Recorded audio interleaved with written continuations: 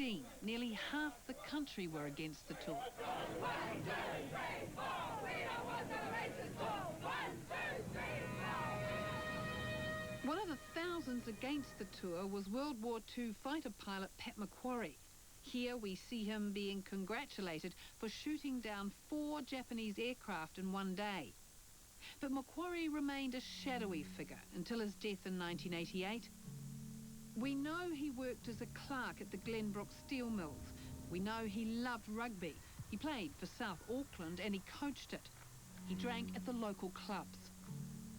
Such were the strong feelings for and against the tour here in Waiuku that locals, even now, 20 years on, are reluctant to talk about Pat Macquarie on camera. For this quiet, shy, middle-aged Kiwi was to emerge in the eyes of his rugby mates as one of their greatest betrayers. But maybe they should have figured it. Pat Macquarie was passionately against apartheid. He'd experienced it firsthand as a pilot for the Flying Doctor Service in southern Africa in the 1960s. Then in '76, when a South African softball team came here, Pat Macquarie dusted off his pilot's licence, hired a Cessna and filled it with paper bags full of flour. You know, he wasn't much more than about 20 feet above the ground, yeah. So he was so low they had to climb to get over the power lines at the end of the ground, you know. So. Father Terry Dibble, long-time anti-apartheid protester and Pat Macquarie's friend. To entertain us while he was there, because the policemen were just absolutely beside themselves with anguish over the whole business. Marx Jones was also in the air that day protesting. He admits he was well upstaged. And there was Pat dive bombing these people and these flower bombs coming zooming out of the plane, and he was roaring down and below the pine trees and frightening the hell out of them. Brilliant flyer. Jones and Macquarie were to team up 5 years later as an anti-tour flying corps. But it was Macquarie in particular who was to frighten the hell out of the top policemen of the land. Oh, yes, the assessment was that he could do anything. And I couldn't afford to take the risk. So Macquarie was a marked man. Leading up to the Hamilton game, police were rattled by rumours coming out of the Cosy Club here in Waiuku. It was said Pat had cancer and with nothing to lose was going to steal a plane and ram it into the grandstand. They kept Macquarie's house in Waiuku under surveillance. Ah, they've been giving me a hard time, he said. They've been following me everywhere I go. But Macquarie had long since given his police tail the slip. So, on the eve of the Hamilton game, Walton's officers were frantic. They became extremely angry and agitated and said that if anything happened, if Pat did anything, that they were formally warning me that I would be held responsible and that I would be charged if Pat got involved in any activity that broke the law. No one had told Police Commissioner Walton the kamikaze pilot was missing. Well, I was flabbergasted. Rather, it came as a bit of a shock, actually, because I thought he was being watched by a surveillance squad in Auckland. Nobody told you? Nobody told me. In fact, early on in the tour, police intelligence wasn't up to it. You undercover pig. They had police and SIS infiltrators in most of the anti-apartheid groups around the country. How did you pick them? From May. Well, we picked the one in Auckland fairly early on, really, and he was frozen out of activities. This time, John Minto was prepared. On the Wednesday before the game, a group of us drove down to Hamilton and we walked all the way around the ground. We looked at it from our point of view, and right from the outset we were determined that we were going to have a good go to get onto the field. The secret protest plan was to break through the wire fence at the north end of the ground. Just a handful knew about it. But Ron Don, high-profile Auckland Rugby Union chairman at the time, now claims the police were warned the day before the game. Who gave them that warning? Ron Don. You did? Because I was tipped off by a person with very close association with the protest movement where they were going to get in. I have never told that publicly to anyone until this interview today, but it happened. But what could I do about it? Rondon says he contacted Auckland Police that Friday night, but it seems the tip-off was never passed on. Rondon arrived at the Hamilton game early. I was appalled, absolutely appalled. I expected that particular part to be guarded better than the rest of the ground, but it was not for me to give instructions to the police. In his book Red Squad, the most famous face in that crack police riot team, Ross Morant, also complains about police tactics. He claims on the morning of the match, police command withdrew half the police deployed to guard that part of the perimeter fence and sidelined the Red Squad. After the debacle of Hamilton, Bob Walton said I could not have stopped what happened had I had the entire police department there. In my view, that was wrong. For example, Red Group, who had begged to be allowed to deploy in the street, had been locked under the grandstand. In a moment, the invasion of Rugby Park in Hamilton, a watershed for everyone, including the police.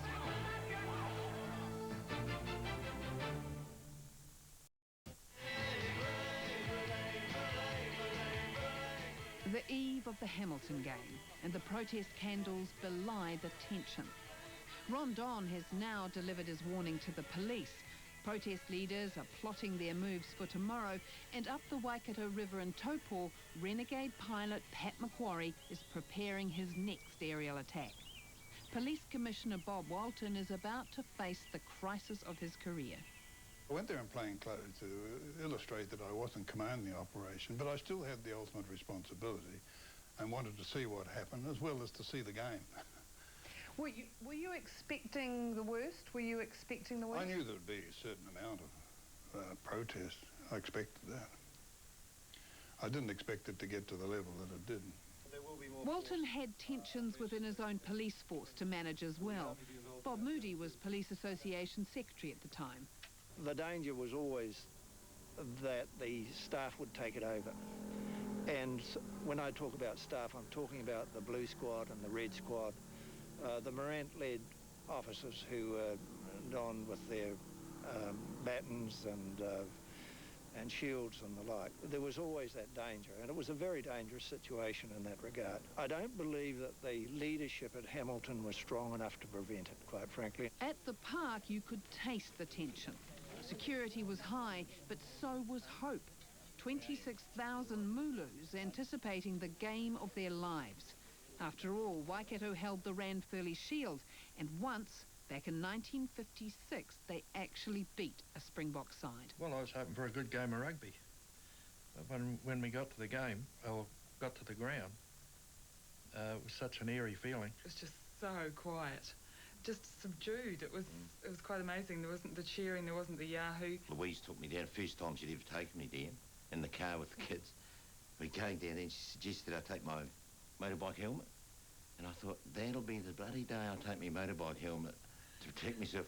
But in hindsight, when I got there, you needed your crash helmet. It was amazing. And now the word was out about Pat Macquarie. No sign of the protesters, although on the 11 o'clock news this morning, the police were asking that people check their light aircraft. One bloke they've been keeping an eye on has apparently gone missing, and there's even a rumour that he's prepared to ditch his plane right here in the middle of the field. Well, if that happens, it'll be all on. The World War II Spitfire hero was at it again. So far, Pat Macquarie had failed in his attempts to steal a plane. So when he turned up here at Taupo, it's highly likely he was determined that this time he'd get it right. He went and did exactly the same trick at Taupo. Posing as a sightseer, Pat took a 10-minute scenic flight over Taupo. Came back quite happily, walked inside to pay, asked to use the toilet, and in the office we were in, there was a separate entrance to that. Went to the toilet and then apparently rushed outside, jumped in the airplane, got it going. This time, it was chocks away.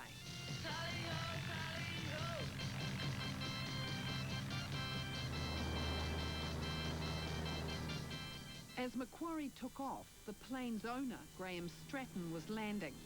When he realised it was his Cessna being stolen, he gave chase. Macquarie was to lead him north towards Hamilton. At about the same time at Rugby Park, the ground forces were gathering. Suddenly, around the corner, behind the grandstand, from our lofty position on the scaffolding, I could see this demonstration arriving, and it was massive. Seemingly, when I think back now, to go for maybe 100, maybe 200 metres long, coming around. It was an awesome sight to see, and it gave me an early sense of trepidation about what might happen. It happened in the last few minutes of the curtain raiser. When we got to the ground, Donna Awatiri saw that there were no policemen guarding the fence, and she grabbed the loudhailer off Rebecca Evans and said, "There's the fence, go for it." There was a large amount of equipment people had, you know, things designed to cut wires and clip ropes, and with sort of small grappling irons onto the wire and pull the fence over. We'd kind of sussed that out, the things we might need, but in the end all that became irrelevant. It was just the force of numbers of people who were incredibly angry, who saw the Springbok presence in New Zealand as an extreme provocation.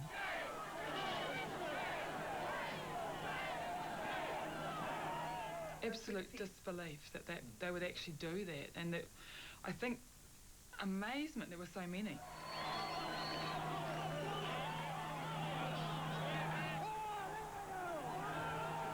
I don't think anybody ever believed that they would actually do what they did.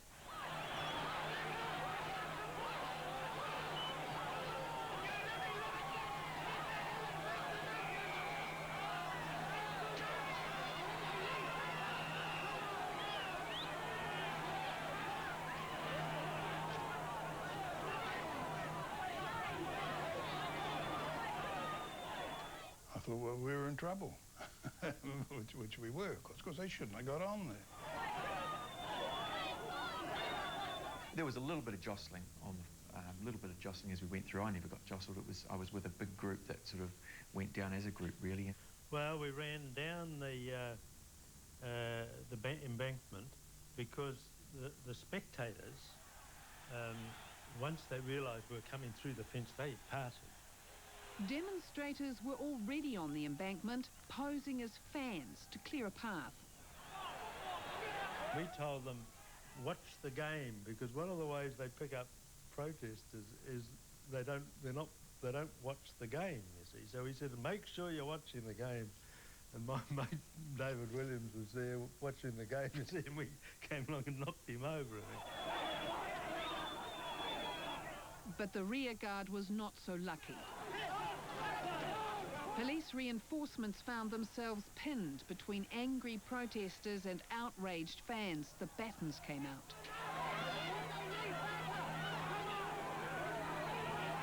We hit this fence, this advertising fence, and it was a crush of people, and we couldn't, no one could move. And suddenly the fence collapsed, so we all picked ourselves up and ran onto the field. And onto a world stage. Besides the 26,000 stunned rugby fans, this game was being broadcast live to South Africa. That is the sight that greets you as you join us, and the police are now taking pretty firm measures to try and disperse them. We suspect that tear gas canisters have been thrown. The Red Squad, finally unleashed as the first protesters hit the centre of the field, did not use tear gas. What you see are smoke bombs. A lot of people I've talked to felt quite euphoric about being there, that here they were in a situation with making a very strong challenge to the tour and standing up for human rights in front of the whole world. I never felt that at the time. I felt fear. 26,000 spectators, 500 police versus 400 demonstrators. To many, it seemed to be a confrontation that would be quickly over. Please, remain in your seats. We hope the game will go ahead in a short time. Well, I They remember weren't you allowed to keep do clapping anything. your hands and saying, come on, bring a by, with the police will soon get them off the park. Pam Cregan hadn't prepared or dressed for the occasion. In the rush, this Auckland mother had lost the rest of her family and found herself swept onto the field. I was frightened. I think the overall memory really is of the roar of the crowd. I don't know what they were saying because we seemed a long way away from them, but it was frightening, yes. But I was pleased in many ways as well. One has to say that. At one stage, the police lined up with batons very close and had batons drawn, and we were, people were thinking, well, hell, here goes, what's going to happen now? But then Police Commissioner Bob Walton stepped in. There was talk of a baton charge on the people in the middle, and I put a stop to that. We would achieve nothing. Fancy a baton charge about, what, 400 relatively old people. Some would have gone to hospital, perhaps somebody killed. That would have been the end of the tour. And the reputation of the New Zealand Police and the demise of the Commissioner. So who was talking about a baton charge, the commander of the day? It was coming from the ground itself. There were a couple of squads there that they could do a baton charge and clean the crowd up. Of course they could. And when the anti-tour priest, Father Terry Dibble, asked to talk to the police commissioner on the field, Walton, who was not aware of the plane at this stage, agreed. Walton was to be heavily criticised for his policing approach. There's that many bloody police around. Everywhere you look, there's police. And he was saying, well, I was thinking, oh, yeah, this will probably be better than the game. See the police clean them up. But nothing happened. Nothing happened. No, I think that was the biggest disappointment. I was almost crying, Jackie, but only almost. Ron Don, staunchly pro-tour, was a famous and outspoken face of the rugby union. So he was told to keep a low profile at Hamilton. I had great faith in the police, particularly the Red Squad, who were there and ready for action. They weren't allowed to do what they could have done. Bob Walton knew he had his hands full, containing a rugby crowd now out for blood, plus some of his own men straining at the leash while trying to negotiate the protesters off the field. What he didn't know yet was Pat Macquarie was airborne and using State Highway 1 to set his course, heading towards Hamilton. Did he look at you? Not directly, no. Never really ever gave me an indication that he taking any notice of us. The former fighter pilot was hell-bent on stopping the Springboks. How he did it when we come back.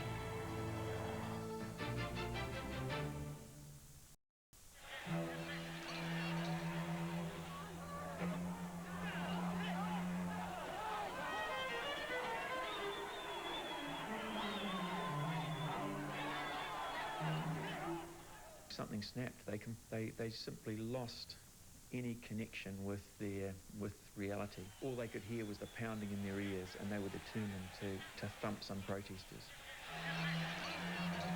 Yeah, no, I threw a few punches. I mean, we were all rugby players that were reasonably fit at the time. Waikato man Graham Bowen.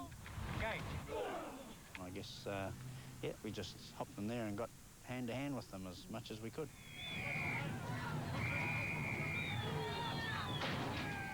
The hot blood on both sides had been building all day. Outside, the main grandstand was under siege.